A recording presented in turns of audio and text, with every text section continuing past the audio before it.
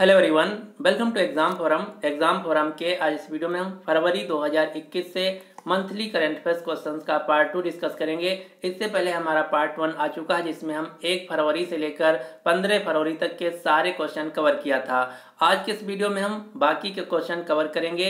अगर आप इन दोनों वीडियो को अच्छी तरीके से देख लेते हैं तो आप कोई भी एग्जाम देने जाएं, आपके एग्जाम में जितने भी क्वेश्चन फरवरी महीने से बन सकते हैं सारे क्वेश्चन आपके इन्हीं 2 वीडियो में कवर हो जाएंगे।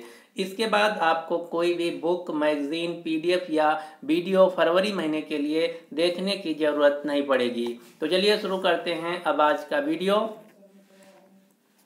पहला क्वेश्चन है, Skoch chief minister of the year पुरस्कार से किसे सम्मानित किया गया है? तो Skoch chief minister of the year पुरस्कार से सम्मानित किया गया है वाई.एस. जगन मोहन रेड्डी को, यानी कि इस क्वेश्चन का सही आंसर है सी।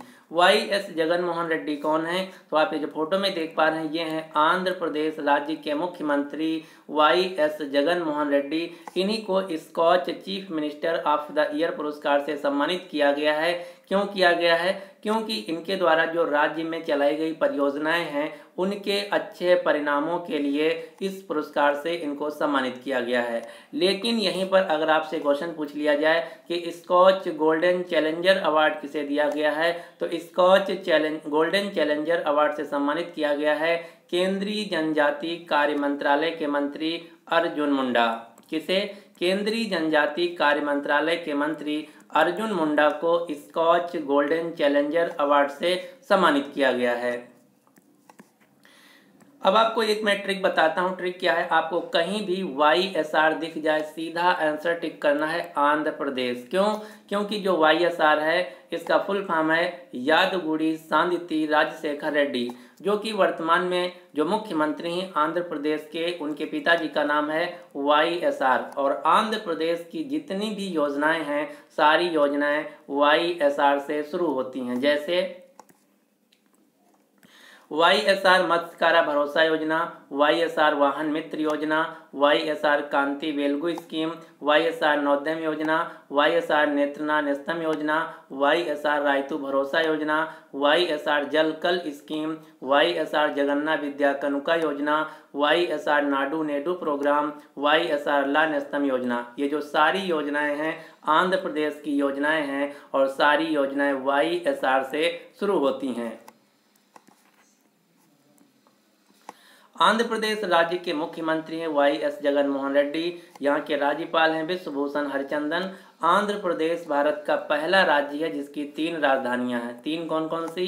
एग्जीक्यूटिव है विशाखापट्टनम, जुडिशियल है कुरनूल और लेजिस्लेटिव है अमरावती। लेकिन अगर आपसे डायरेक्ट कोई क्वेश्चन पूछे कि आंध्र प्रदेश की राजधानी क्या है तो आपको बताना होगा अमरावती। जो अमरावती शहर ये भारत का पहला जस्टिस सिटी है और एक कृष्णा नदी के किनारे स्थित है। जो अमरावती शहर ये गुंटूर जिले के अंतर्गत आता है। अगला क्वेश्चन है, किस राज्य ने गरीबों और निराश्रितों के लिए रियायती दामों पर भोजन मुहैया कराने के लिए माँ कैंटीन योजना शुरू किया है? तो जो माँ कैंटीन योजना है यह शुरू की गई है पश्चिम बंगाल सरकार के द्वारा, यानी कि इस क्वेश्चन का सही आंसर है ए। इस योजना के तहत गरीब लोगों को 15 रुपये में एक भोजन की थाली मिलेगी जिसमें दाल, चावल, रोटी, सब्जी तथा अंडा की करी, ये 5 चीजें इस थाली में दी जाएंगी। और इस योजना का नाम है माँ कैंटीन योजना, जो कि पश्चिम बंगाल सरकार के द्वारा शुरू की गई है। और इसी प्रकार की अन्य योजनाएं अन्य राज्यों में शुरू की गई हैं। जैसे अम्मा कैंटीन योजना तमिलनाडु राज्य के द्वारा शुरू की गई है। दीनदयाल रसोई योजना मध्य प्रदेश सरकार के द्वारा शुरू की गई है। शिव भोजन थाली महाराष्ट्र राज्य के द्वारा शुरू की गई है। इंदिरा रसोई योजना राजस्थान राज्य में शुरू की गई है। पश्चिम बंगाल राज्य की वर्तमान में मुख्यमंत्री हैं ममता बनर्जी, जिनकी पार्टी का नाम है TMC party, Trinamool Congress party. और बंगाल में होने वाले हैं अप्रैल 2021 में विधानसभा के चुनाव। पश्चिम बंगाल के राज्यपाल हैं जगदीप धनखड़। पश्चिम बंगाल की राजधानी है कोलकाता।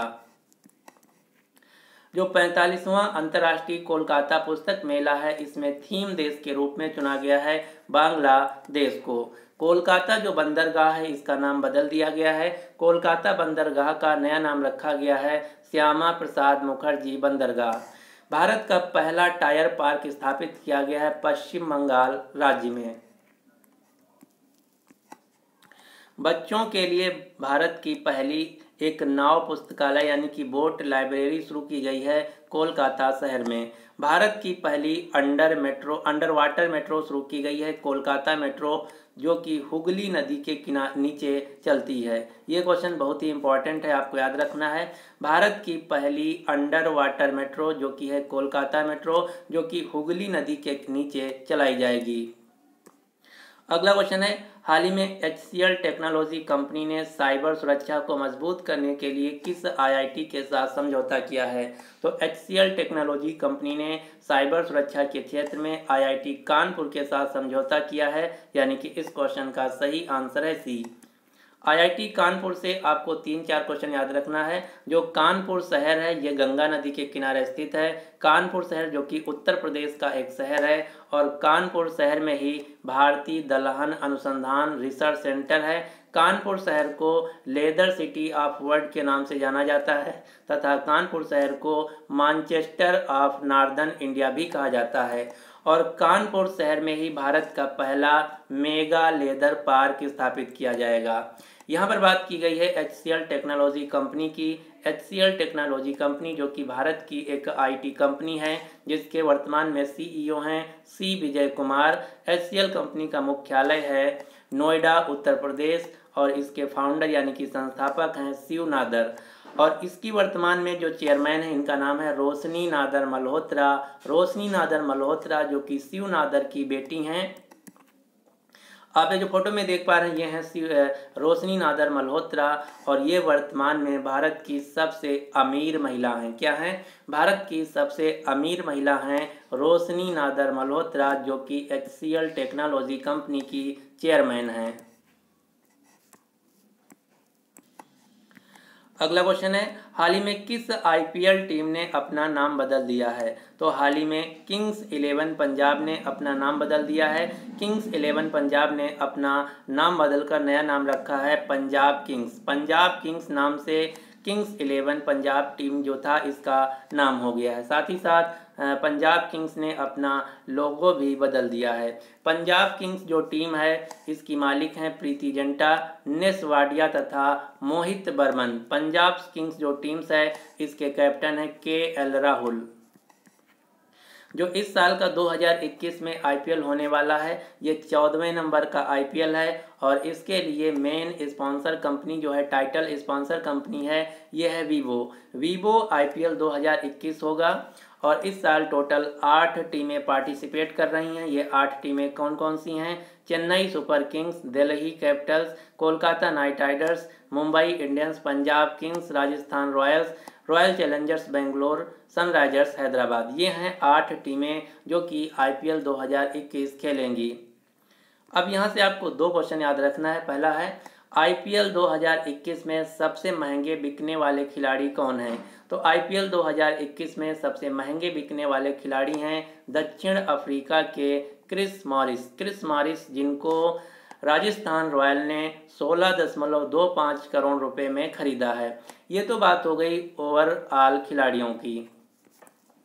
अगर आपसे क्वेश्चन पूछा जाए कि 2021 IPL में सबसे ज़्यादा महंगे बिकने वाले भारतीय खिलाड़ी कौन हैं, तो भारतीय खिलाड़ियों में सबसे महंगे खिलाड़ी हैं कृष्णप्पा गौतम को चेन्नई सुपर किंग्स ने 9.25 करोड़ रुपए में खरीदा है। IPL 2021 की गवर्निंग बॉडी के चेयरमैन होंगे ब्रजेश पटेल। अगला क्वेश्चन है, हाल ही में किस राज्य में स्नैकपीडिया नामक मोबाइल एप्लीकेशन लॉन्च किया गया है? तो जो स्नैकपीडिया नामक मोबाइल एप्लीकेशन है ये लॉन्च किया गया है केरल राज्य में। इसका उद्देश्य क्या है? तो इसका उद्देश्य है जो केरल राज्य में डॉक्टर, वैज्ञानिक तथा फोटोग्राफर हैं, इनकी एक टीम के द्वारा ये स्नैकपीडिया नाम का मोबाइल एप्लीकेशन लॉन्च किया गया है, जिसका उद्देश्य है लोगों को सांपों के बारे में सही जानकारी देना, साथ ही साथ उनके काटने पर इलाज के लिए डॉक्टरों की मदद के लिए ये ऐप लॉन्च किया गया है। केरल राज्य के मुख्यमंत्री हैं पिनराई विजयन। केरल राज्य के राज्यपाल हैं आरिफ मोहम्मद खान। केरल राज्य की राजधानी है तिरुवनंतपुरम। और केरल राज्य में भी अप्रैल 2021 में होने वाले हैं विधानसभा के चुनाव। केरल राज्य के कोझिकोड शहर में भारत का पहला जेंडर पार्क खोला गया है। केरल के अलुप्पाझा शहर में भारत का पहला श्रमिक आंदोलन संग्रहालय खोला गया है। केरल में ही भारत की पहली सोलर इलेक्ट्रिक रोरो सेवा शुरू की गई है। केरल के तिरुवनंतपुरम में भारत का पहला स्पेस पार्क खोला गया है। और केरल के तिरुवनंतपुरम में ही भारत का पहला डिजिटल गार्डन खोला गया है। केरल राज्य में एक प्रोग्राम शुरू किया गया जिसका नाम है one school one IAS programme. इस प्रोग्राम के तहत जो सरकारी स्कूल के गरीब बच्चे हैं उनको फ्री में IAS की कोचिंग प्रोवाइड की जाएगी। यही है one school one IAS programme जो कि केरल राज्य में शुरू किया गया है। केरल राज्य का शास्त्रीय नृत्य है कथकली तथा मोहिनी अट्टम। केरल राज्य का सबसे प्राचीन त्यौहार है ओणम। देश की सबसे लंबी झील है वेम्बनाड झील जो कि केरल में है। और इसी वेम्बनाड झील पर हर साल एक नौका बोट का आयोजन किया जाता है जिसका नाम है नेहरू ट्रॉफी बोट रेस या नेहरू ट्रॉफी नौका दौड़। इस नौका दौड़ का आयोजन किया जाता है वेम्बनाड झील पर जो कि भारत की सबसे लंबी झील है। केरल राज्य से आपको 4 नेशनल पार्क के नाम याद रखने हैं। कौन कौन से? Silent valley national park, Eravikulam national park, Idukki national park तथा पेरियार टाइगर रिजर्व। अगला क्वेश्चन है UNHRC एडवाइजरी यानी कि सलाहकार समिति के अध्यक्ष के रूप में चुने जाने वाले पहले भारतीय कौन हैं? तो UNHRC के पहले सलाहकार समिति में चुने जाने वाले भारतीय हैं अजय मल्होत्रा, यानी कि इस क्वेश्चन का सही आंसर है बी। आप ये जो फोटो में देख पा रहे हैं ये हैं अजय मल्होत्रा जो कि भारत से हैं। इन्हें ही संयुक्त राष्ट्र मानवाधिकार परिषद की सलाहकार समिति में अध्यक्ष के तौर पर चुना गया है। संयुक्त राष्ट्र मानवाधिकार परिषद यानी कि UNHRC United Nations human rights council जिसका मुख्यालय है स्विट्जरलैंड के जिनेवा शहर में, इसकी स्थापना की गई थी 2006 में। भारत भी UNHRC का एक सदस्य देश है। और हाल ही में अमेरिका ने फिर से संयुक्त राष्ट्र मानवाधिकार परिषद यानी कि UNHRC में शामिल होने का निर्णय लिया है क्योंकि अमेरिका ने 2019 में इस संस्था से बाहर हो गया था।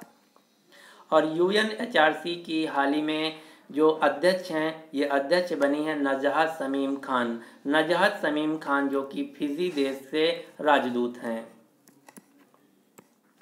अब आपको यहाँ से एक क्वेश्चन और याद रखना है। जो यूनाइटेड नेशंस COP26 जलवायु सम्मेलन 2021 है इसका आयोजन किया जाएगा UK के ग्लासगो शहर में। इसके लिए अध्यक्ष के तौर पर चुना गया है आलोक शर्मा को। संयुक्त राष्ट्र जिसकी स्थापना की गई थी 24 अक्टूबर 1945 को, मुख्यालय है अमेरिका के न्यूयॉर्क शहर में। वर्तमान में संयुक्त राष्ट्र के महासचिव हैं एंटोनियो गुटेरेस जो कि पुर्तगाल देश से आते हैं। संयुक्त राष्ट्र की 6 आधिकारिक भाषाएं हैं। कौन कौन सी? अरबी, चीनी, अंग्रेजी, फ्रांसीसी, रूसी तथा स्पेनिश। संयुक्त राष्ट्र में वर्तमान में कुल सदस्य देश हैं 193। लेटेस्ट मेंबर है यानी कि सबसे आखिरी जो सदस्य देश है ये है दक्षिण सूडान, साउथ सूडान। वर्तमान में संयुक्त राष्ट्र में भारत का स्थायी प्रतिनिधि यानी कि India's permanent representative at United Nations हैं TS त्रिमूर्ति। अगला क्वेश्चन है अभ्यारण्य लाइफ टाइम सर्विस अवार्ड से किसे सम्मानित किया गया है? तो ये पुरस्कार दिया गया है S भास्करन को, यानी कि इस क्वेश्चन का सही आंसर है बी। आप ये जो फोटो में देख पा रहे हैं ये हैं S भास्करन जो कि तमिलनाडु राज्य से एक पर्यावरण कार्यकर्ता तथा लेखक हैं। अब हम देख लेते हैं कुछ पुरस्कार जो कि आपको याद रखना है। जैसे ET entrepreneur of the year का पुरस्कार दिया गया आधार पूनावाला को। सुभाष चंद्र बोस आपदा प्रबंधन पुरस्कार दिया गया डॉक्टर राजेंद्र भंडारी को। एशिया पर्यावरण परिवर्तन पुरस्कार से सम्मानित किया गया सस्मिता लेंका को। मिस इंडिया 2020 का खिताब जीत लिया है मानसा वाराणसी ने। ग्लोबल टीचर प्राइज 2021 का पुरस्कार जीत लिया है रंजीत सिंह डिसले ने। महावीर अवार्ड से सम्मानित किया जाएगा सुपर 30 IIT JEE कोचिंग के संस्थापक आनंद कुमार को। अगला क्वेश्चन है, राष्ट्रीय संस्कृति महोत्सव के 11वें संस्करण का आयोजन किस राज्य में किया जा रहा है? तो जो राष्ट्रीय संस्कृति महोत्सव है इसका 11वां संस्करण आयोजित किया जाएगा पश्चिम बंगाल राज्य में। वर्तमान में भारत के संस्कृति एवं पर्यटन मंत्रालय के मंत्री हैं प्रहलाद सिंह पटेल, और हाल ही में संस्कृति मंत्रालय ने एक अनाउंसमेंट किया था कि 2021 से हर साल 23 जनवरी को पराक्रम दिवस मनाया जाएगा नेताजी सुभाष चंद्र बोस की जयंती के रूप में। और इस साल जो पराक्रम दिवस मनाया गया है ये है 125वां पराक्रम दिवस, क्योंकि इस साल नेताजी सुभाष चंद्र बोस की 125वीं जयंती थी। 82 नंबर की जो राष्ट्रीय टेबल टेनिस चैंपियनशिप है इसमें महिला एकल का खिताब किसने जीत लिया है? तो राष्ट्रीय टेबल टेनिस चैंपियनशिप 2021 में महिला एकल का खिताब जीत लिया है मनिका बत्रा ने। आप ये जो फोटो में देख पा रहे हैं ये है मनिका बत्रा, जो कि एक भारतीय टेबल टेनिस खिलाड़ी हैं। और भारत में जो सबसे बड़ा पुरस्कार है खेल के क्षेत्र में इसका नाम है राजीव गांधी खेल रत्न पुरस्कार। इस साल टोटल 5 लोगों को राजीव गांधी खेल रत्न पुरस्कार दिया गया है। ये 5 लोग कौन कौन से हैं? रोहित शर्मा जो कि क्रिकेट से संबंधित हैं, एम थंगावेलु जो कि पैरालंपिक खेल खेलते हैं, मनिका बत्रा जो कि टेबल टेनिस खिलाड़ी हैं, विनेश फोगाट जो कि पहलवान हैं, रानी रामपाल जो कि हॉकी से संबंधित हैं। ये हैं 5 खिलाड़ी जिनको भारत में खेल के क्षेत्र में दिया जाने वाला सर्वोच्च पुरस्कार जिसका नाम है राजीव गांधी खेल रत्न पुरस्कार दिया गया है। यहाँ पर बात की गई है टेबल टेनिस की, तो टेबल टेनिस के कुछ खिलाड़ियों का नाम आपको याद रखना है, जैसे जी सथियान, अंचत शरत कमल, सौम्यजीत घोष, पलोमी घटक, अंकिता दास, नेहा अग्रवाल, मनिका बत्रा, मौमा दास, मानव ठक्कर। ये हैं भारत के सबसे फेमस टेबल टेनिस खिलाड़ी, इनका नाम आपको याद रखना है। हाल ही में table tennis federation of India के दोबारा से फिर से अध्यक्ष बन गए हैं दुष्यंत चौटाला। दुष्यंत चौटाला जो कि वर्तमान में हरियाणा राज्य के उप मुख्यमंत्री हैं, इनकी पार्टी का नाम है जननायक जनता पार्टी जेजेपी पार्टी। अगला क्वेश्चन है, हाल ही में मध्य प्रदेश के किस शहर का नाम बदल दिया गया है? तो हाल ही में मध्य प्रदेश के होशंगाबाद शहर का नाम बदल दिया गया है, इसका नया नाम कर दिया गया है नर्मदापुरम। तो आपको याद रखना है होशंगाबाद का नाम बदलकर इसका नया नाम कर दिया गया है नर्मदापुरम। जो होशंगाबाद शहर है यानी कि जो इसका नया नाम है नर्मदापुरम, ये नर्मदा नदी के किनारे स्थित है, इसीलिए इसका नाम कर दिया गया है नर्मदापुरम। जो नर्मदा नदी है इसे मध्य प्रदेश तथा गुजरात की जीवन रेखा के नाम से भी जाना जाता है, और इसी नर्मदा नदी पर सरदार सरोवर बांध स्थित है जो कि गुजरात राज्य में है। मध्य प्रदेश राज्य के मुख्यमंत्री हैं शिवराज सिंह चौहान, राज्यपाल हैं आनंदीबेन पटेल जो कि उत्तर प्रदेश राज्य की भी राज्यपाल हैं। मध्य प्रदेश राज्य की राजधानी है भोपाल। मध्य प्रदेश सरकार के द्वारा एक अभियान शुरू किया गया है जिसका नाम है सांस अभियान। सांस का फुल फॉर्म है social awareness and action to neutralise pneumonia successfully. जो इस अभियान का मुख्य उद्देश्य है शिशुओं में निमोनिया के कारण होने वाले मृत्यु दर को कम करना। इसके अलावा मध्य प्रदेश सरकार ने पंख योजना शुरू किया है जिसका उद्देश्य बालिकाओं को सुरक्षित रखना है तथा उनका विकास करना है। यहाँ P फॉर है प्रोटेक्शन, A फॉर है अवेयरनेस, N फॉर है न्यूट्रिशन, K फॉर है नॉलेज, H फॉर है हेल्थ। अब आपको मध्य प्रदेश से 3 स्थानों के नाम याद रखने हैं। कौन कौन से? पहला है सांची के स्तूप जो कि सम्राट अशोक के द्वारा बनवाए गए थे। दूसरा है भीमबेटका की गुफाएं जो कि मध्य प्रदेश के रायसेन जिले में स्थित हैं। और तीसरा है खजुराहो के मंदिर जो कि मध्य प्रदेश के छतरपुर जिले में स्थित हैं। इनको चंदेल शासकों के द्वारा बनवाया गया था और इन तीनों प्लेसेस को यूनेस्को की विश्व धरोहर स्थल में दर्जा प्राप्त है। भारत में सबसे ज़्यादा फॉरेस्ट कवर जो है यानी कि सबसे ज़्यादा वनाच्छादन एरिया है ये है मध्य प्रदेश। मध्य प्रदेश में ही सबसे ज़्यादा टाइगर्स यानी कि बाघों की संख्या है। इसीलिए मध्य प्रदेश को टाइगर स्टेट ऑफ इंडिया तथा तेंदुआ स्टेट ऑफ इंडिया के नाम से जाना जाता है, क्योंकि तेंदुओं की भी संख्या भारत में सबसे ज़्यादा है मध्य प्रदेश राज्य में। स्वच्छ सर्वेक्षण 2021 के अनुसार भारत का सबसे साफ शहर है मध्य प्रदेश का इंदौर शहर। मध्य प्रदेश में ही भारत में सबसे ज़्यादा सोयाबीन का उत्पादन किया जाता है, इसीलिए मध्य प्रदेश राज्य को सोया स्टेट के नाम से भी जाना जाता है।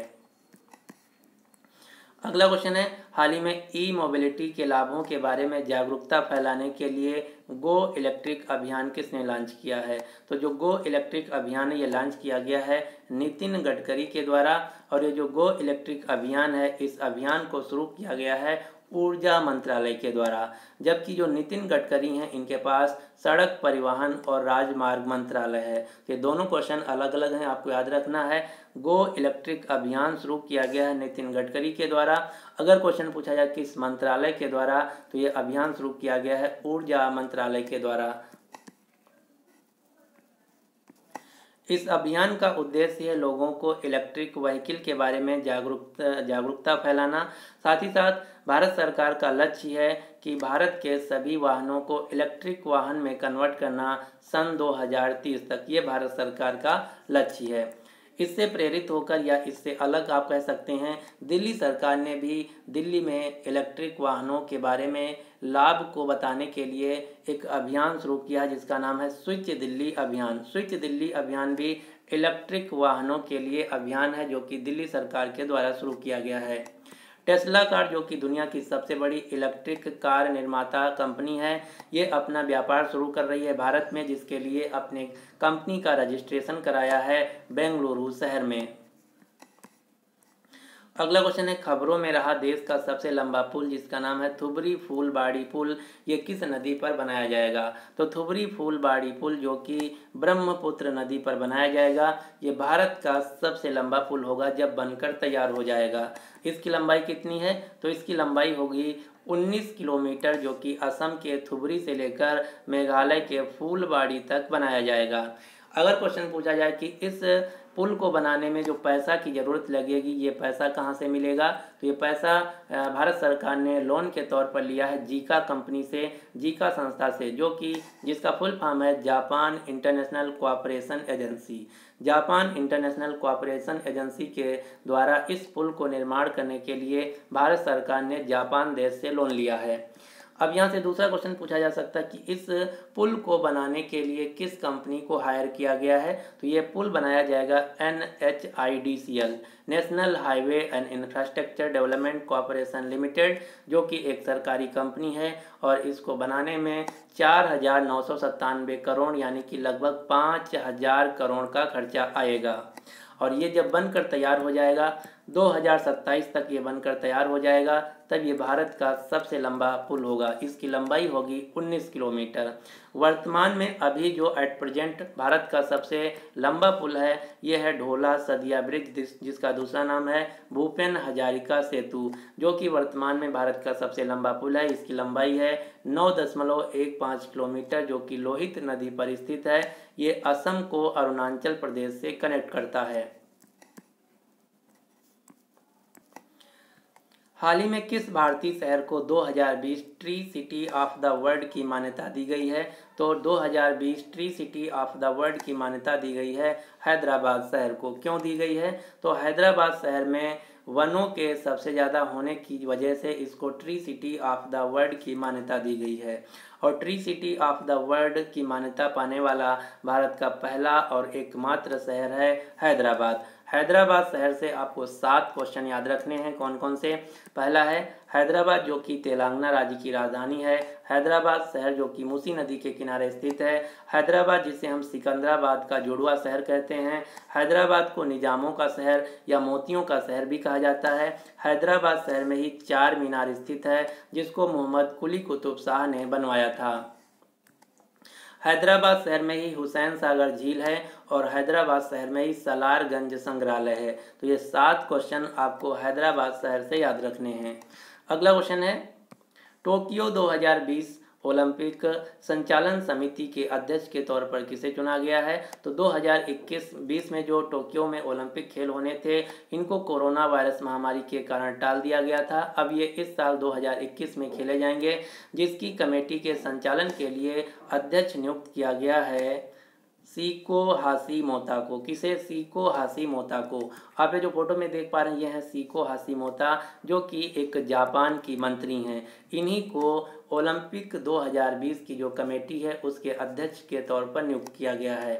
2020 के जो ग्रीष्मकालीन ओलंपिक हैं इनका आयोजन इस साल 2021 में जापान की राजधानी टोक्यो में किया जाएगा और इसके 4 साल बाद 2024 में इनका आयोजन किया जाएगा फ्रांस की राजधानी पेरिस में। जबकि जो शीतकालीन ओलंपिक खेल हैं इनका 2022 में आयोजन किया जाएगा चीन की राजधानी बीजिंग में और 4 साल बाद 2026 में शीतकालीन ओलंपिक खेलों का आयोजन किया जाएगा इटली के शहर मिलान में।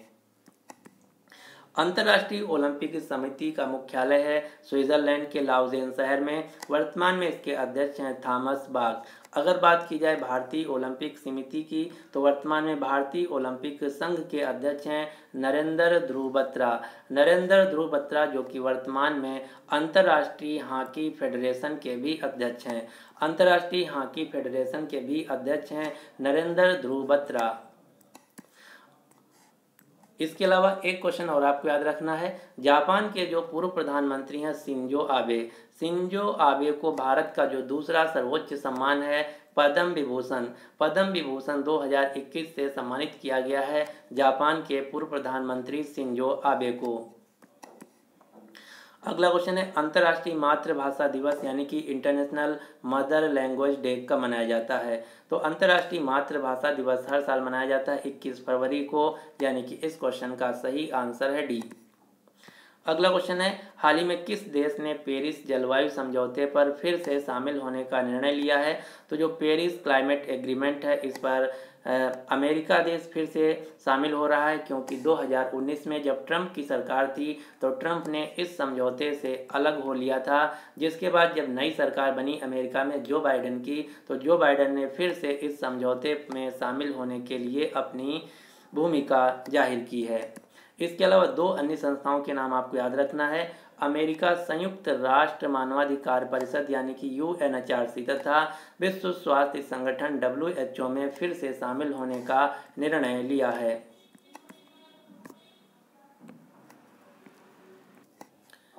हाल ही में नॉर्डेक्स 21 तथा इंडेक्स 21 नौसेना अभ्यास किस देश में आयोजित की गई है? तो इन दोनों सेनाओं का आयोजन किया गया है संयुक्त अरब अमीरात यानी कि UAE देश में, और इन दोनों सेनाओं में सैन्य अभ्यास में भारत भी पार्टिसिपेट किया गया है, इसलिए इम्पॉर्टेंट हैं।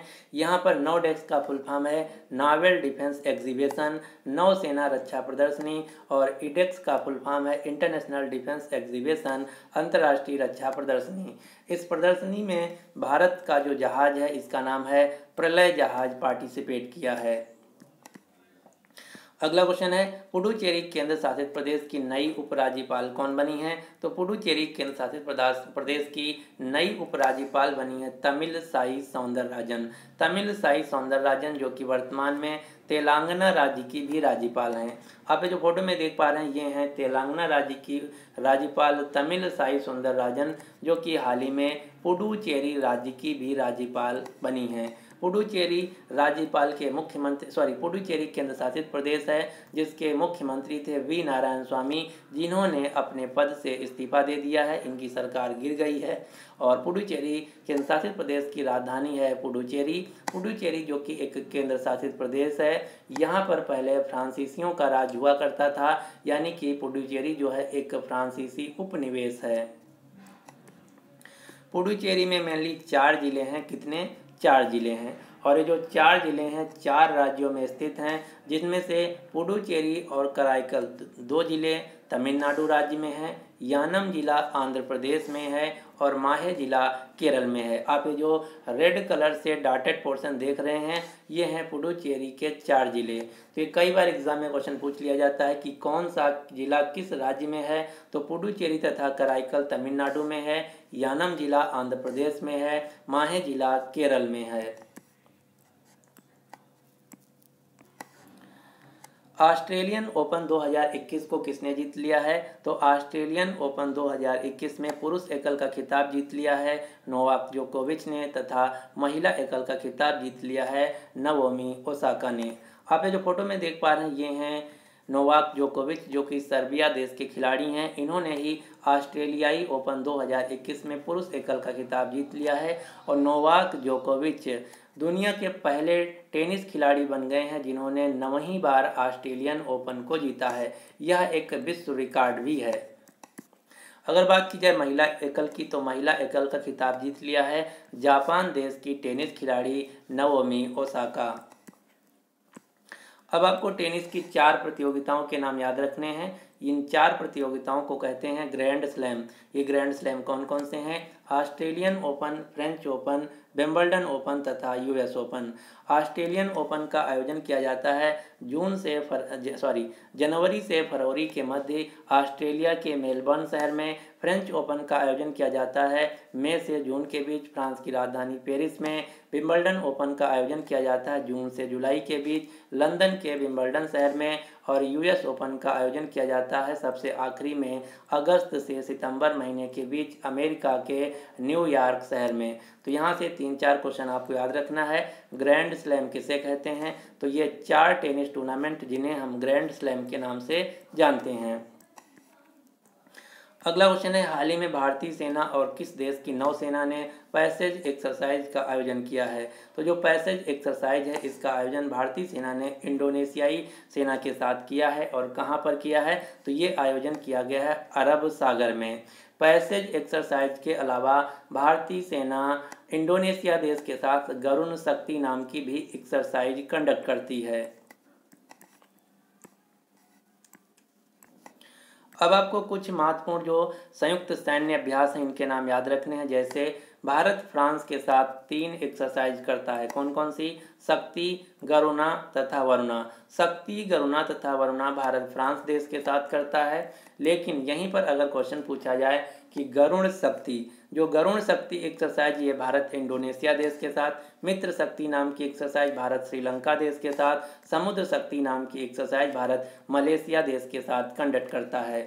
इसके अलावा इक्विवेरियन नाम की एक्सरसाइज भारत मालदीव देश के साथ, नोमैडिक एलिफेंट के नाम से जो एक्सरसाइज है ये भारत मंगोलिया देश के साथ करता है। सूर्य किरण नाम की एक्सरसाइज भारत नेपाल के साथ करता है। संप्रीति नाम की एक्सरसाइज भारत बांग्लादेश के साथ करता है। हैंड इन हैंड नाम की एक्सरसाइज चीन के साथ तथा बोल्ड कुरुक्षेत्र नाम की एक्सरसाइज सिंगापुर देश के साथ कंडक्ट करता है। तो ये हैं कुछ महत्वपूर्ण मिलिट्री एक्सरसाइज जिनके नाम आपको याद रखने हैं। अगला क्वेश्चन है, हाल ही में किस राज्य में पूर्वी भारत के पहले कौशल विश्वविद्यालय यानी कि स्किल यूनिवर्सिटी की नींव रखी गई है? तो हाल ही में पूर्वोत्तर भारत के पहले स्किल यूनिवर्सिटी की आधारशिला रखी गई है असम राज्य में। असम राज्य में कहाँ? तो असम राज्य के दरांग जिले में पूर्वोत्तर भारत के पहले स्किल यूनिवर्सिटी की आधारशिला रखी गई है। अगला क्वेश्चन है, हाल ही में आंध्र प्रदेश के पूर्व मुख्यमंत्री जिनका नाम है NTR रामाराव पर एक राजनीतिक पुस्तक लिखी गई है उनके जीवन पर जिसका नाम है मावरिक मसीहा। तो आपको बताना है जो मावरिक मसीहा नाम की पुस्तक है इसका विमोचन किसके द्वारा किया गया? तो इसका विमोचन किया गया है भारत के उपराष्ट्रपति M वेंकैया नायडू जी के द्वारा, यानी कि इस क्वेश्चन का सही आंसर है डी। यहाँ से दूसरा क्वेश्चन पूछा जा सकता है कि जो मावरिक मसीहा नाम की पुस्तक ये किसके द्वारा लिखी गई है? तो मावरिक मसीहा नाम की जो पुस्तक है ये लिखी गई है रमेश कंडूला के द्वारा। अब हम जान लेते हैं कि NTR रामाराव कौन थे।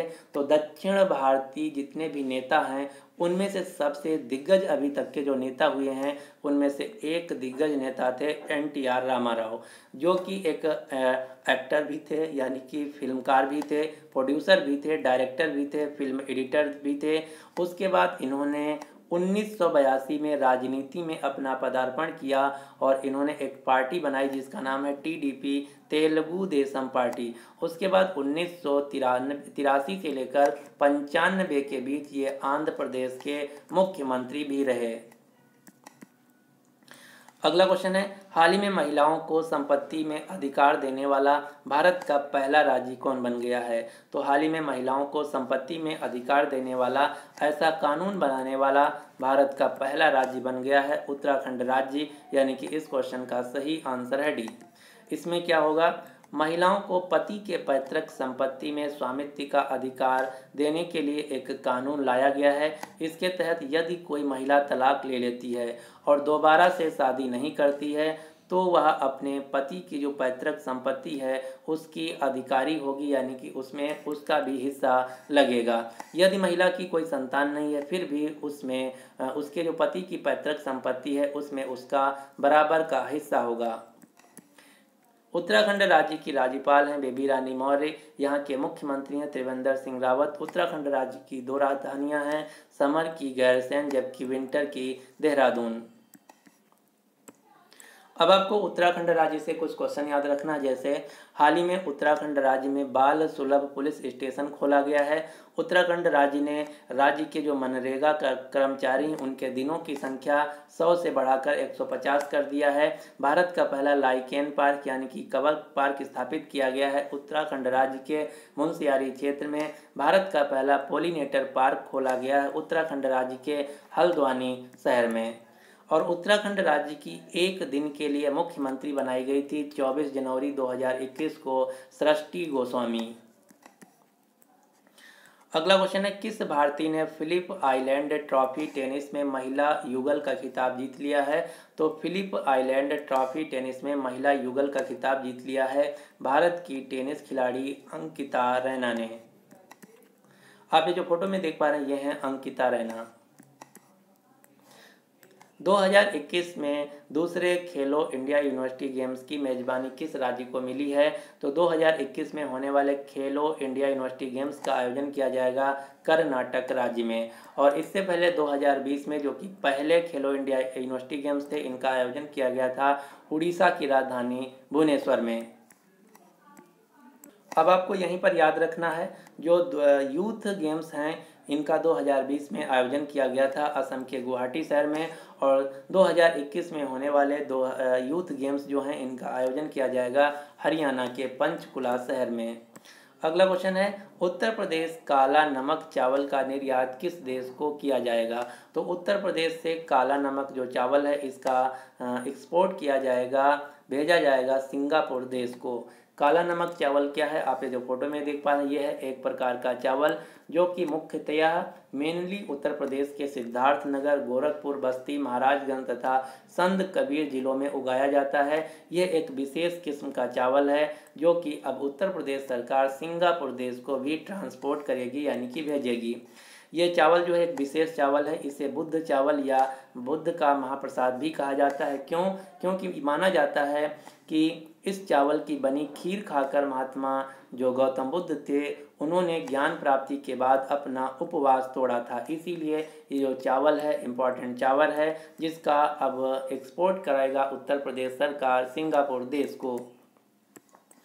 अगला क्वेश्चन है, खजुराहो नृत्य महोत्सव 2021 का आयोजन किस राज्य में शुरू हुआ है? तो खजुराहो नृत्य महोत्सव जो कि हर साल मध्य प्रदेश के छतरपुर जिले में आयोजित किया जाता है, यानी कि इस क्वेश्चन का सही आंसर है डी मध्य प्रदेश। ब्रिक्स देशों के जो शिखर सम्मेलन 2021 है इसकी मेजबानी 2021 में किस देश को मिली है? तो इस साल का जो ब्रिक्स शिखर सम्मेलन है इसका आयोजन किया जाएगा भारत देश के द्वारा।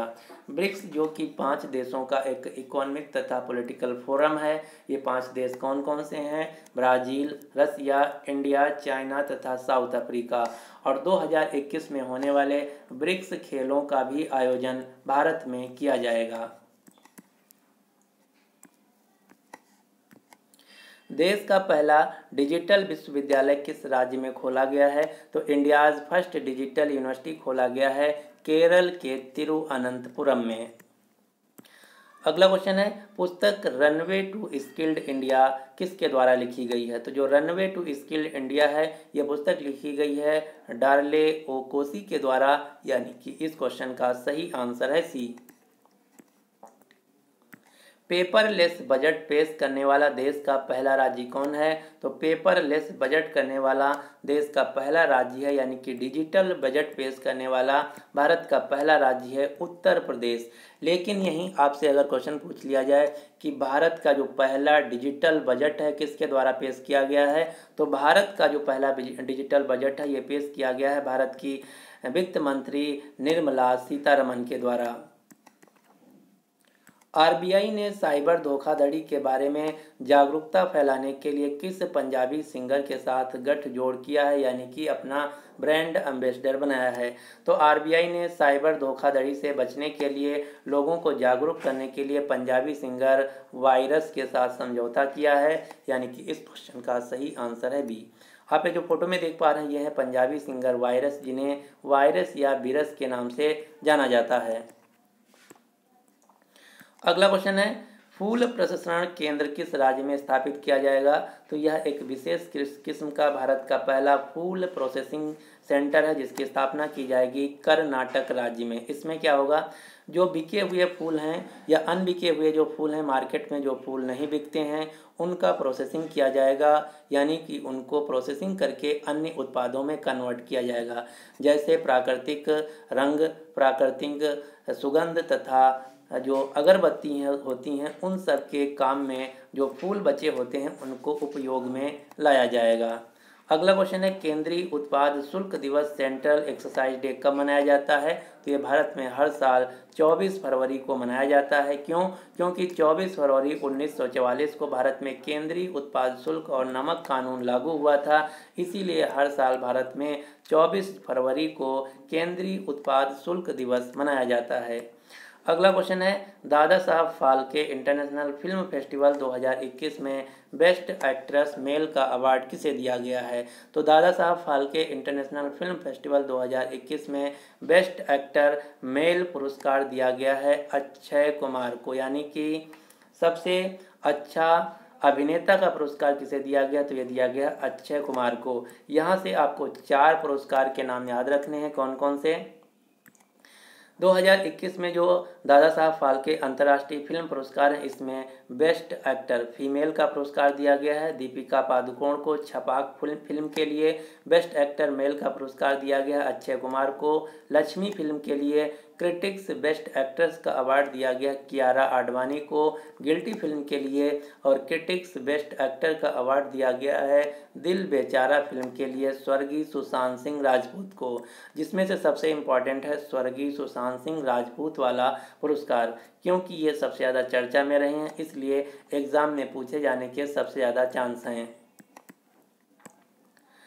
दुनिया के सबसे बड़े क्रिकेट स्टेडियम का उद्घाटन किसके द्वारा किया गया? तो दुनिया के सबसे बड़े क्रिकेट स्टेडियम का उद्घाटन किया गया भारत के प्रधानमंत्री रामनाथ कोविंद के द्वारा। जो दुनिया का सबसे बड़ा क्रिकेट स्टेडियम है ये कहाँ स्थित है? तो स्थित है गुजरात के अहमदाबाद शहर में। अब यहाँ से जो आपको क्वेश्चन याद रखना बहुत ही महत्वपूर्ण है, इसका पहले नाम था मोटेरा स्टेडियम या इसे सरदार पटेल स्टेडियम के नाम से जाना जाता था। इसका अब नाम बदल दिया गया है, सरदार पटेल स्टेडियम का अब नया नाम हो गया है नरेंद्र मोदी स्टेडियम। नरेंद्र मोदी स्टेडियम जो कि दुनिया का सबसे बड़ा क्रिकेट स्टेडियम है, इसके दर्शकों की कैपेसिटी है 1,10,000। लेकिन यहीं पर अगर आपसे क्वेश्चन पूछा जाए कि भारत का सबसे बड़ा हॉकी स्टेडियम कहाँ है और इसका नाम क्या है, तो भारत का सबसे बड़ा हॉकी स्टेडियम बनाया जाएगा उड़ीसा के राउरकेला शहर में, जिसका नाम होगा Birsa Munda international hockey stadium. वर्ष 2020 में फिर से भारत का शीर्ष व्यापारिक भागीदार देश यानी कि largest trade partner of India कौन है? तो 2020 में सबसे ज़्यादा व्यापार भारत ने किया है चीन देश के साथ, यानी कि इस क्वेश्चन का सही आंसर है ए। राष्ट्रमंडल टेबल टेनिस चैंपियनशिप 2022 का आयोजन कहां पर किया जाएगा? तो कॉमनवेल्थ टेबल टेनिस चैंपियनशिप 2022 का आयोजन किया जाएगा हरियाणा के पंचकुला शहर में। और जो राष्ट्रमंडल के मुख्य खेल हैं राष्ट्रमंडल या कॉमनवेल्थ गेम्स 2022, इनका आयोजन किया जाएगा इंग्लैंड के बर्मिंघम शहर में। जबकि इन्हीं खेलों के जो 2 प्रतियोगिताएं हैं जिनका नाम है निशानेबाजी तथा तीरंदाजी। राष्ट्रमंडल निशानेबाजी और तीरंदाजी चैंपियनशिप 2022 का आयोजन किया जाएगा चंडीगढ़ के भारत शहर में। सॉरी, मैंने उल्टा बोल दिया, भारत के चंडीगढ़ शहर में। अगला क्वेश्चन है, भारतीय निर्यात संगठन संघ जिसका नाम है federation of Indian export organisation के नए अध्यक्ष के रूप में किसे चुना गया है? तो इनका नाम है ए शक्तिवेल, यानी कि इस क्वेश्चन का सही आंसर है बी। अमेरिका के international anti corruption champions award से किसे सम्मानित किया गया है? तो international anti corruption champions award से सम्मानित किया गया है भारतीय सोशल एक्टिविस्ट अंजलि भारद्वाज को। आप जो फोटो में देख पा रहे हैं ये है भारतीय सामाजिक कार्यकर्ता अंजलि भारद्वाज, इन्हीं को ये पुरस्कार दिया गया है। अगला क्वेश्चन है, हाल ही में राष्ट्रीय अनुसूचित जाति आयोग national commission for scheduled caste यानी कि एससी आयोग के नए अध्यक्ष कौन बने हैं? तो एससी आयोग के नए अध्यक्ष बने हैं विजय सांपला, यानी कि इस क्वेश्चन का सही आंसर है बी। आप जो फोटो में देख पा रहे हैं ये हैं एससी आयोग के नए अध्यक्ष विजय सांपला।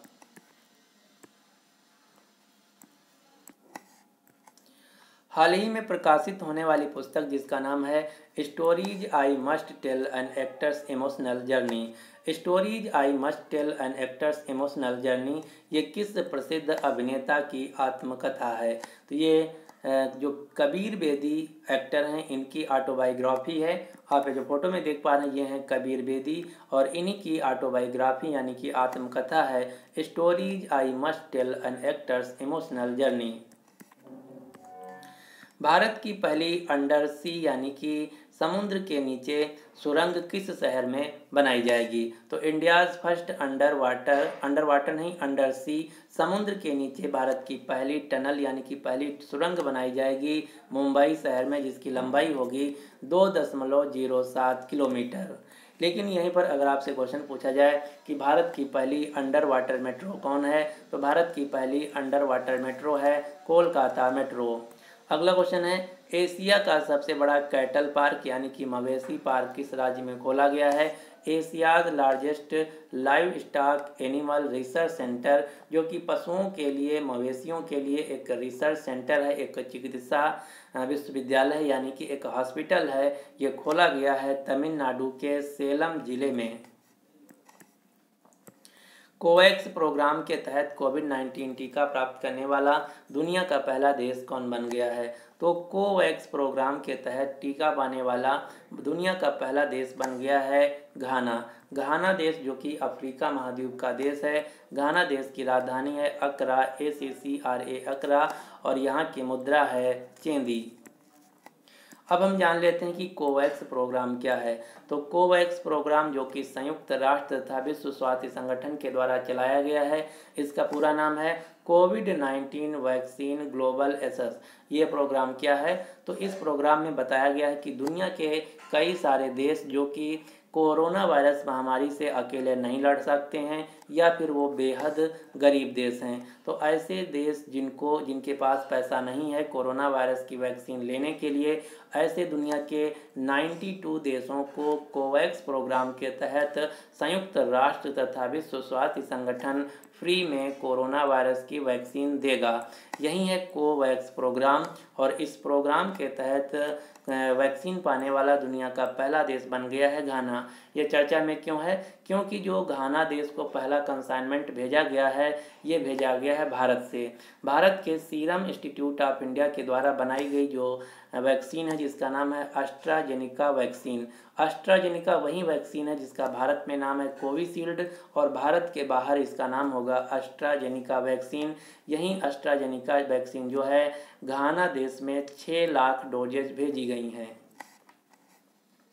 जो सीरम इंस्टीट्यूट ऑफ इंडिया है ये दुनिया का सबसे बड़ा वैक्सीन मैन्युफैक्चरर कंपनी है। सीरम इंस्टीट्यूट ऑफ इंडिया का मुख्यालय है पुणे महाराष्ट्र में। इसके CEO तथा मालिक हैं आधार पूनावाला। दूसरे खेलो इंडिया राष्ट्रीय शीतकालीन खेलों का आयोजन किस राज्य में हुआ है? तो दूसरे खेलो इंडिया राष्ट्रीय शीतकालीन खेलों का आयोजन हुआ है जम्मू कश्मीर राज्य में 26 फरवरी से लेकर 2 मार्च के बीच।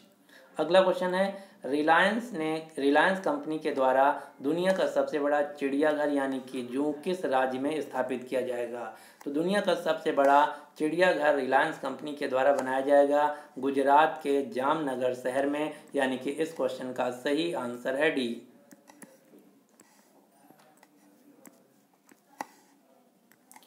हाल ही में किस जिले को प्रधानमंत्री किसान राष्ट्रीय पुरस्कार के लिए चुना गया है? तो प्रधानमंत्री किसान राष्ट्रीय पुरस्कार दिया गया है आंध्र प्रदेश राज्य के अनंतपुर जिले को। क्यों दिया गया है? तो अनंतपुर जो जिला है ये कृषि के क्षेत्र में आंकड़ों को संशोधन करने, किसानों की शिकायत को दूर करने तथा सत्यापन की प्रक्रिया को समय पर पूरा करने के लिए प्रधानमंत्री किसान राष्ट्रीय पुरस्कार से सम्मानित किया गया है। अगला क्वेश्चन है, दीनदयाल अंत्योदय रसोई योजना किस राज्य में शुरू की गई है? तो दीनदयाल अंत्योदय रसोई योजना, जिसमें गरीब लोगों को 10 रुपये में भोजन की थाली मुहैया कराई जाएगी, ये योजना शुरू की गई है मध्य प्रदेश राज्य में। जैसे माँ कैंटीन योजना शुरू की गई है पश्चिम बंगाल में, शिव भोजन थाली योजना शुरू की गई है महाराष्ट्र में, अम्मा कैंटीन शुरू की गई है तमिलनाडु राज्य में, उसी प्रकार से दीनदयाल अंत्योदय रसोई योजना शुरू की गई है मध्य प्रदेश राज्य में। अगला क्वेश्चन है, ओलेक्स ऑटो का नया ग्लोबल सीईओ किसे नियुक्त किया गया है? तो ओलेक्स ऑटोज जो कंपनी है इसके नए सीईओ के रूप में नियुक्त किया गया है भारत के गौतम ठाकर को। आप ये जो फोटो में देख पा रहे हैं ये हैं ओलेक्स ऑटोज कंपनी के नए सीईओ गौतम ठाकर। जो ओलेक्स है ये ऑनलाइन एक क्लासिफाइड वेबसाइट कंपनी है। ओलेक्स कंपनी जो कि नीदरलैंड देश की एक कंपनी है, इसका मुख्यालय है नीदरलैंड के एम्स्टर्डम शहर में। अगला क्वेश्चन है, हाल ही में कार्बन वॉच मोबाइल एप्लीकेशन को लॉन्च करने वाला भारत का पहला राज्य कौन बन गया है? तो कार्बन वॉच मोबाइल एप्लीकेशन को लॉन्च करने वाला भारत का पहला राज्य है चंडीगढ़, जो कि एक केंद्र शासित प्रदेश है। जो कार्बन वॉच मोबाइल एप्लीकेशन है ये किसी व्यक्ति के कार्बन फुटप्रिंट का पता लगाएगा। अगला क्वेश्चन है, बायो एशिया 2021 सम्मेलन में जीनोम वैली एक्सीलेंस अवार्ड से किसे सम्मानित किया गया है? तो जीनोम वैली एक्सीलेंस अवार्ड से सम्मानित किया जाएगा भारत बायोटेक लिमिटेड कंपनी को। जीनोम वैली एक्सीलेंस अवार्ड क्या है? बायो एशिया के नाम से तेलंगाना की राजधानी हैदराबाद में हर साल एक सम्मेलन आयोजित किया जाता है जो कि बायोटेक्नोलॉजी के क्षेत्र में एशिया का सबसे बड़ा सम्मेलन है और इसी सम्मेलन में जीनोम वैली एक्सीलेंस अवार्ड दिया जाता है जो कि इस साल दिया जाएगा भारत बायोटेक लिमिटेड कंपनी को। क्योंकि ये वही कंपनी है जिसने भारत में पूर्णतया स्वदेशी कोरोना वायरस की वैक्सीन कोवैक्सीन का निर्माण किया है। अगला क्वेश्चन है, किसान सम्मान निधि योजना के सबसे तेज क्रियान्वयन के लिए किसे प्रथम पुरस्कार दिया गया है? तो इस योजना के सबसे तेज इम्प्लीमेंटेशन के लिए पहला पुरस्कार दिया गया है उत्तर प्रदेश सरकार को, यानी कि इस क्वेश्चन का सही आंसर है ए। जबकि प्रधानमंत्री जो किसान राष्ट्रीय पुरस्कार है ये दिया गया है आंध्र प्रदेश के अनंतपुर जिले को। अगला क्वेश्चन है, किस राज्य ने जल अभिषेकम अभियान शुरू किया है? तो जो जल अभिषेकम अभियान है जिसका उद्देश्य है जल के संरक्षण के बारे में लोगों के बीच जागरूकता फैलाना, ये योजना शुरू की गई है मध्य प्रदेश सरकार के द्वारा, यानी कि इस क्वेश्चन का सही आंसर है ए। अगला क्वेश्चन है, किस राज्य में डकैतों पर आधारित एक संग्रहालय बनाया जाएगा? तो जो डकैत होते थे पहले उन पर आधारित एक संग्रहालय बनाया जाएगा, एक म्यूजियम बनाया जाएगा मध्य प्रदेश राज्य में। आपने कई बार सुना होगा चंबल के डाकू, तो जो चंबल के डाकू थे इन्हीं पर आधारित मध्य प्रदेश राज्य में एक संग्रहालय यानी कि म्यूजियम बनाया जाएगा। अगला क्वेश्चन है, यूएस चैम्बर ऑफ कॉमर्स की पहली महिला सीईओ कौन बनी है? तो यूएस चैम्बर्स ऑफ कॉमर्स की पहली महिला सीईओ बनी है भारतीय मूल की महिला सुजैन क्लार्क, यानी कि इस क्वेश्चन का सही आंसर है सी। किस राज्य की सरकार ने कोविड वॉरियर मेमोरियल बनाने का निर्णय लिया है? तो कोविड वॉरियर मेमोरियल की स्थापना की जाएगी उड़ीसा राज्य के द्वारा। अब हम यहाँ पर जान लेते हैं कि कोविड वॉरियर मेमोरियल क्या है। तो महामारी से लड़ते हुए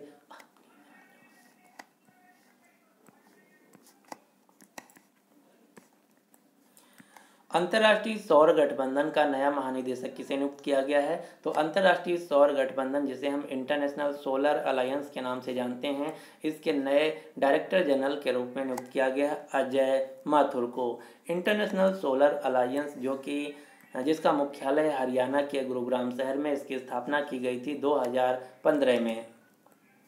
ऑक्सफोर्ड छात्र संघ की पहली भारतीय महिला अध्यक्ष कौन बनी है?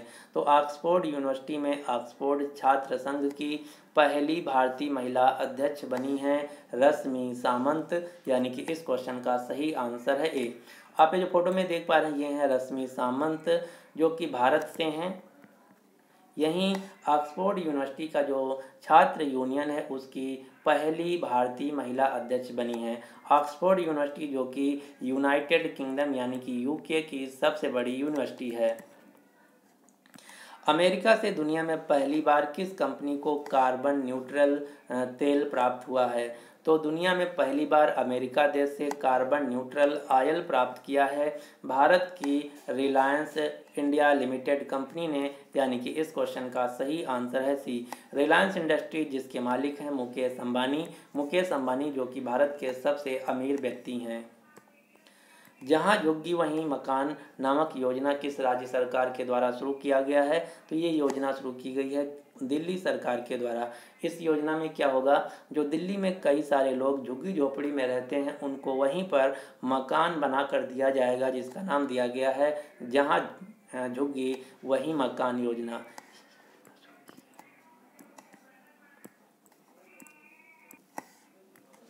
देश का पहला हाईवे कौन होगा जहां पर वन्य जीवों की सुरक्षा के लिए 12 किलोमीटर लंबा एलिवेटेड कॉरिडोर बनाया जाएगा? तो ये हाईवे होगा दिल्ली से देहरादून हाईवे। जो दिल्ली से देहरादून हाईवे जाता है, इस हाईवे पे 12 किलोमीटर एलिवेटेड कॉरिडोर बनाया जाएगा, जिससे कि जो वन्य जीव हैं, जो जंगली जानवर हैं, उनके एक्सीडेंट का जो खतरा है ख़त्म हो सके। ये कैसा होगा, आप ये जो फोटो में देख पा रहे हैं, क्योंकि आप सभी लोग जानते हैं जब बहुत तेज़ी से गाड़ी आती है हाईवे पे, तो उस समय जब कोई जंगली जानवर क्रॉस कर रहा होता है हाईवे को, तो उसकी एक्सीडेंट में मौत हो जाती है। तो इसी मौत से जो जानवर मरते हैं, इन मौतों को रोकने के लिए इस प्रकार का एक एलिवेटेड यानी कि ऊपरी से हाईवे निकाला जाएगा, जो कि वन्य जीवों के जीवन को बचाने के लिए कारगर होगा। ये कहाँ पर बनाया जाएगा? तो ये बनाया जाएगा दिल्ली से देहरादून हाईवे पर। अगला क्वेश्चन है, आज़ादी के बाद भारत के इतिहास में किस महिला कैदी को उत्तर प्रदेश के एकमात्र महिला फांसीगर जिसका नाम है मथुरा जेल में फांसी दी जाएगी? तो ये फांसी देने का प्रावधान इनको किया गया है शबनम को। शबनम कौन है? आप ये जो फोटो में देख पा रहे हैं ये है शबनम। इनको क्यों फांसी दी जाएगी? तो इन्होंने शायद 2008 या 7 में इनको प्यार का खुमार चढ़ा हुआ था, जिसके चलते अपने घर के 7 सदस्यों का कत्ल कर दिया था। रात में इनको मार दिया था कुल्हाड़ी से, जिसमें इनके मम्मी पापा, 2 भाई और एक भाभी, एक भतीजा तथा एक मौसी का लड़का, टोटल 7 लोग थे जिनका कुल्हाड़ी से कत्ल कर दिया था। क्यों? क्योंकि इनको जिस लड़के से प्यार हुआ था उससे इनके घर वाले शादी नहीं करना चाहते थे, क्योंकि जो लड़का था 2-4 तक ही पढ़ा था और ये जियोग्राफी में यानी कि भूगोल में ग्रेजुएशन की हुई थी, जिसके चलते इनके घर वालों ने जिस लड़के से चाहती थी शादी नहीं करना चाह रहे थे, जिसके चलते अपने घर के 7 लोगों को मौत के घाट उतार दिया था। जिसके चलते ये वर्तमान में उत्तर प्रदेश की जो शाहजहांपुर जेल है वहाँ पर बंद हैं, और उत्तर प्रदेश में एकमात्र महिला फांसी घर है जो कि है मथुरा जेल, और इसका अभी तक उद्घाटन भी नहीं किया गया है। अगर इनको फांसी दी जाती है तब इसका मथुरा जेल जो है इसका उद्घाटन भी किया जाएगा। और ये जो जेल है अंग्रेज़ों के ज़माने में बनाई गई थी। तो आज़ादी के पूरे भारत के इतिहास में अगर किसी महिला को फांसी दी जाएगी तो ये होंगी शबनम। क्यों दी जाएगी? तो इनको फांसी दी जाएगी प्यार के चक्कर में। अगला क्वेश्चन है, टाटा मोटर्स लिमिटेड का नया मुख्य कार्यकारी अधिकारी सीईओ तथा एमडी किसे नियुक्त किया गया है?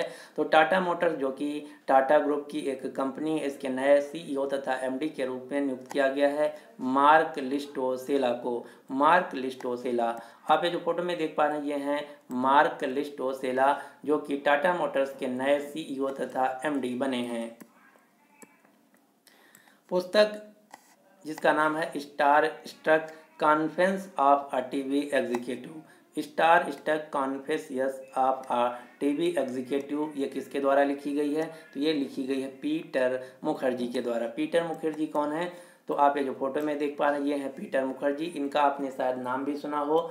एक केस न्यूज़ में रहता है सीना मर्डर केस, जो सीना मर्डर केस है जिसमें इनकी पत्नी इंद्राणी जो मुखर्जी हैं ये जेल में बंद हैं, उन्हीं के पति हैं पीटर मुखर्जी, इन्हीं के द्वारा ये पुस्तक लिखी गई है। अगला क्वेश्चन है मांडू महोत्सव का संबंध किस राज्य में है? तो जो मांडू महोत्सव है इसका संबंध है मध्य प्रदेश राज्य से। आइकिया जो कंपनी है, आइकिया अपना पहला शॉपिंग मॉल भारत के किस शहर में बनाएगी? आइकिया कंपनी के द्वारा भारत में पहला शॉपिंग मॉल बनाया जाएगा उत्तर प्रदेश के नोएडा शहर में। आइकिया क्या है? तो जो आइकिया है ये दुनिया की सबसे बड़ी घरेलू फर्नीचर बेचने वाली कंपनी है, जो कि स्वीडन देश की एक कंपनी है। ये क्वेश्चन पूछा भी जा चुका है कि आइकिया जो है ये किस देश की कंपनी है? तो आइकिया स्वीडन की कंपनी, ये दुनिया की सबसे बड़ी फर्नीचर बेचने वाली कंपनी है। आइकिया ने अपना पहला फर्नीचर स्टोर 2018 में हैदराबाद में शुरू किया था।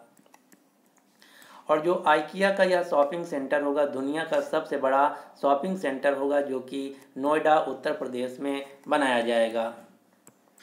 अगला क्वेश्चन है टाइम पत्रिका ने दुनिया के 100 उभरते हुए नेताओं की सूची जारी की गई है, जिसमें भारतीयों तथा भारतीय मूल के कुछ लोगों का नाम शामिल है। आपको बताना है कि टाइम मैगजीन के द्वारा दुनिया के 100 उभरते नेताओं में भारतीय मूल के कितने नेताओं का नाम शामिल है? तो इसमें टोटल 6 नेताओं का नाम शामिल है, जिनमें से आपको मेनली एक नेता का नाम याद रखना है जो कि भारत से हैं, बाकी सब भारतीय समुदाय से हैं। ये एक नेता कौन है? इनका नाम है चंद्रशेखर आज़ाद, जो कि भीम आर्मी के चीफ हैं। ये उत्तर प्रदेश से हैं। इनका भी नाम दुनिया के 100 उभरते हुए नेताओं में आया है। इसके अलावा अन्य जो 5 हैं ये हैं तो भारतीय, लेकिन वर्तमान में इनके पास जो ये रहते हैं ये विदेश में अमेरिका में रहते हैं। कौन कौन से? विजय गड्डे जो कि ट्विटर की वकील हैं, ऋषि सुनक जो कि ब्रिटेन के हैं, अपूर्वा मेहता जो कि इंस्टाकार्ट जो कंपनी है कनाडा की उसके फाउंडर तथा सीईओ हैं, शिखा गुप्ता जिनकी कंपनी है गेट अस पीपीई उसकी फाउंडर हैं, रोहन पवुलोरी जो कि अपसाल्व कंपनी के संस्थापक हैं। ये सारे जो व्यक्ति हैं ये भारतीय मूल के हैं, जबकि जो चंद्रशेखर आज़ाद हैं ये भारत के व्यक्ति हैं, जिनका नाम आया है दुनिया के 100 उभरते हुए नेताओं में। इनकी पार्टी का नाम है भीम आर्मी चीफ और ये उत्तर प्रदेश राज्य से हैं। अगला क्वेश्चन है 11वां पेट्रो कोल कांग्रेस तथा विश्व भविष्य ईंधन शिखर सम्मेलन किस शहर में आयोजित किया गया है? तो ये आयोजित किया गया भारत की राजधानी नई दिल्ली में। वर्तमान में भारत के पेट्रोलियम मंत्री हैं धर्मेंद्र प्रधान। नाव से अकेले अटलांटिक महासागर पार करने वाली दुनिया की सबसे कम उम्र की महिला कौन बन गई हैं? तो नाव से अटलांटिक महासागर को पार करने वाली दुनिया की सबसे कम उम्र की महिला बन गई हैं 21 वर्षीय जैस्मिन हैरिसन। जैस्मिन हैरिसन जो कि यूनाइटेड किंगडम यानी कि ब्रिटेन देश से आती हैं।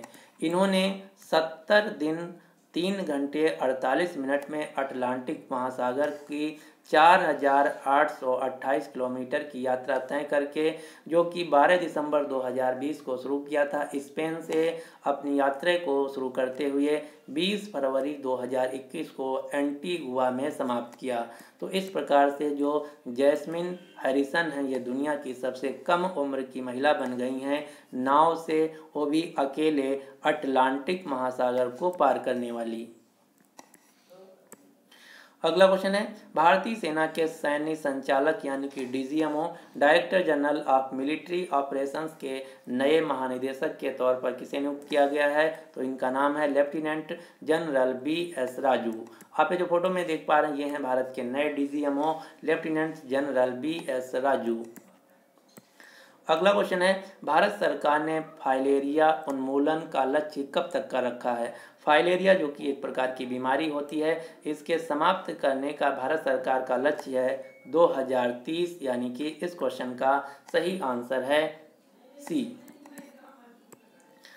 17वें अंतर्राष्ट्रीय मेगा व्यापार मेला 2021 का आयोजन कहाँ किया गया? तो 17वें इंटरनेशनल मेगा ट्रेड फेयर का आयोजन किया गया उड़ीसा की राजधानी भुवनेश्वर में। इसमें भागीदार देश के तौर पर बांग्लादेश को चुना गया तथा फोकस देश के रूप में अफगानिस्तान तथा ईरान को चुना गया। अगला क्वेश्चन है, भारतीय राष्ट्रीय महिला दिवस कब मनाया जाता है? तो भारत में राष्ट्रीय महिला दिवस हर साल मनाया जाता है 13 फरवरी को। क्यों? क्योंकि 13 फरवरी को ही सरोजिनी नायडू जी का जन्म हुआ था। इनको सम्मानित करने के लिए हर साल भारत में 13 फरवरी को राष्ट्रीय महिला दिवस मनाया जाता है। जो सरोजिनी नायडू जी थी, इन्हें भारत में नाइटिंगेल ऑफ इंडिया या भारत कोकिला के नाम से जाना जाता था और ये भारत के किसी भी राज्य की पहली महिला राज्यपाल थी। और ये बनाई कहाँ की गई थी? तो ये उत्तर प्रदेश राज्य में महिला बनाई गई थी। अगला क्वेश्चन है, विश्व रेडियो दिवस कब मनाया जाता है? तो हर साल विश्व रेडियो दिवस मनाया जाता है 13 फरवरी को। इस साल जो विश्व रेडियो दिवस मनाया गया, इसका थीम था, विषय था न्यू वर्ल्ड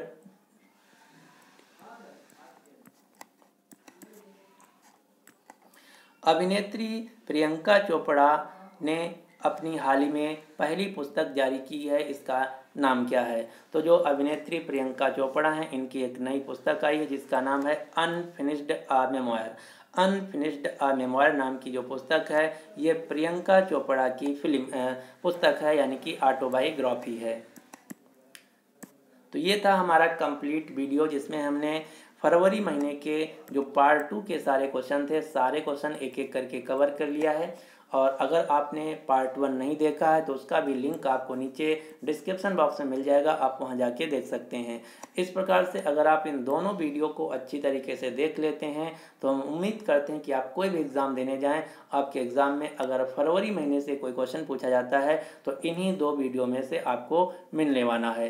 अगर आपको वीडियो पसंद आता है तो प्लीज़ इस वीडियो को लाइक कीजिए तथा अपने सभी दोस्तों के साथ जो किसी भी एग्ज़ाम की तैयारी कर रहे हैं उनके साथ इस वीडियो को शेयर जरूर कीजिएगा। साथ ही साथ अगर आपने अभी तक हमारे चैनल एग्ज़ाम फोरम को सब्सक्राइब नहीं किया है तो इसको सब्सक्राइब करके